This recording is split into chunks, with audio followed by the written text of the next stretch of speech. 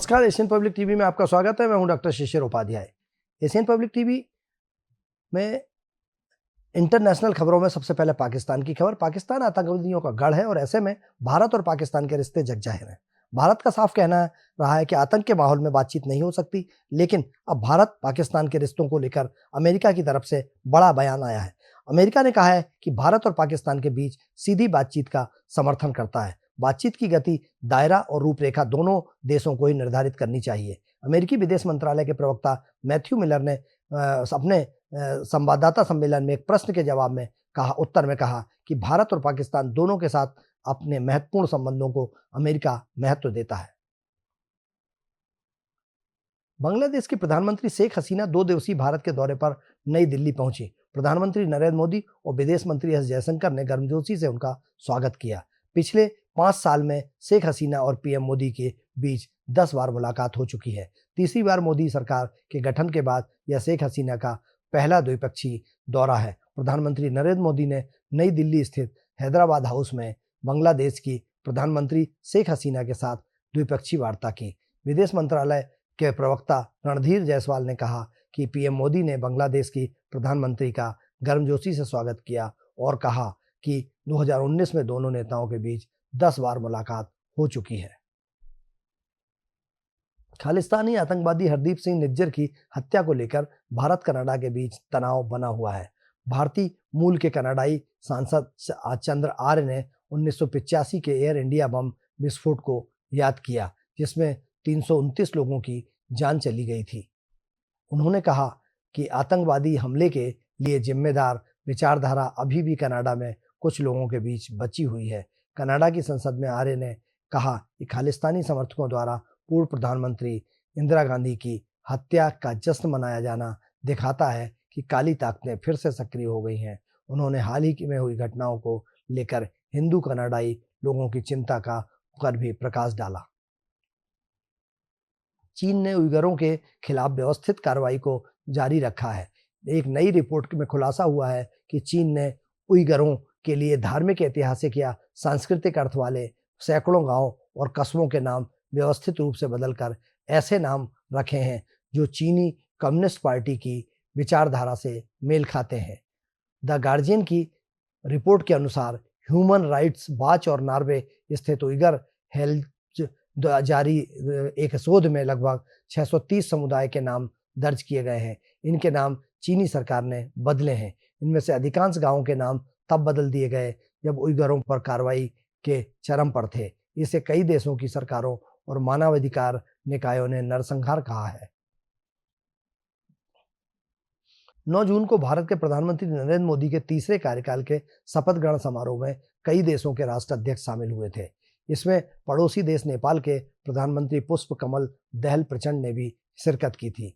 वहीं अपने भारत दौरे को लेकर देश की संसद को जानकारी देते हुए प्रधानमंत्री प्रचंड ने संसद को बताया कि उनके भारत दौरे के दौरान भारत के साथ देश के द्विपक्षीय संबंधों और पुराने समझौतों को लागू करने और सीमा से जुड़े अहम मुद्दों पर चर्चा हुई है।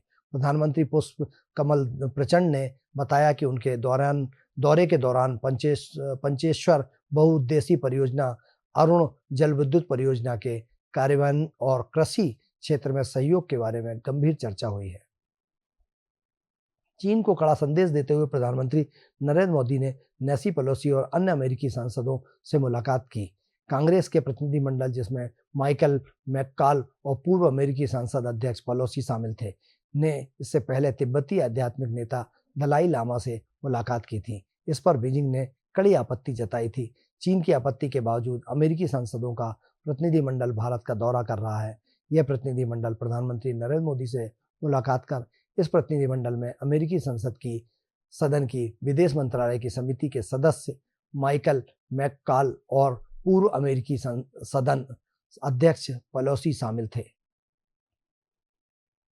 पाकिस्तान में खैबर पख्तून प्रांत के स्वात जिले में कुरान की कथित तौर पर बेअदबी से गुस्साई भीड़ ने एक व्यक्ति की हत्या कर दी। इस दौरान हुई हिंसा में 8 लोग घायल हो गए। घटना की जानकारी देते हुए स्वात के जिला पुलिस अधिकारी जहीदुल्लाह ने बताया कि पंजाब के सियालकोट के रहने वाले शख्स ने रात को स्वात की मदयान तहसील में कुरान के कुछ पन्ने कथित तौर पर जलाए थे। जहीरुल्लाह ने बताया कि संदिग्ध को हिरासत में लेकर मध्याह्न थाने लाया गया। थाने के बाहर भीड़ जमा हो गई और उन्होंने संदिग्ध को सौंपने की मांग की।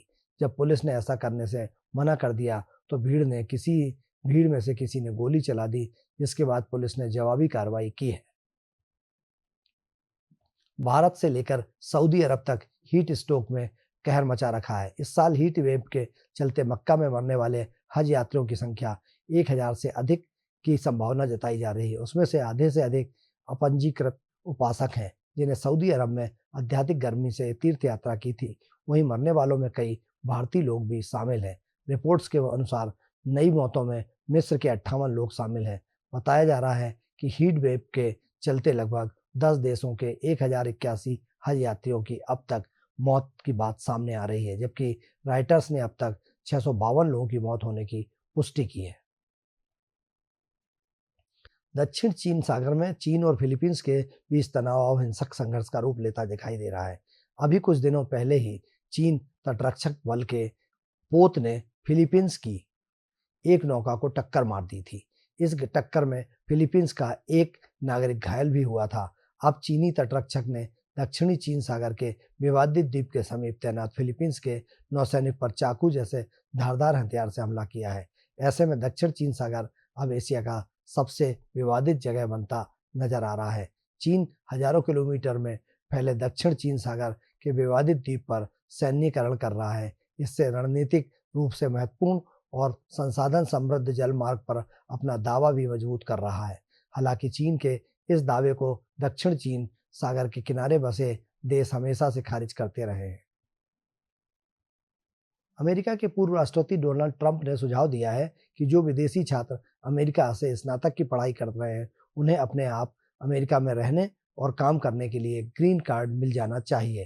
ट्रंप ने कहा कि अमेरिका को दुनिया के बेहतरीन दिमाग वाले लोगों को यहाँ रोकने की ज़रूरत है। जो लोग यहाँ रुकना चाहते हैं और उनके पास कोई अच्छी योजना है जिससे देश को फ़ायदा हो सकता है, तो उन्हें यहाँ रोकना चाहिए। दरअसल एक पॉडकास्ट के दौरान कई उद्यम पूंजीवादियों के साथ बातचीत के दौरान डोनाल्ड ट्रंप के सवाल किया था कि हम कैसे दुनिया भर के बेहतरीन दिमाग को अमेरिका ला सकते हैं।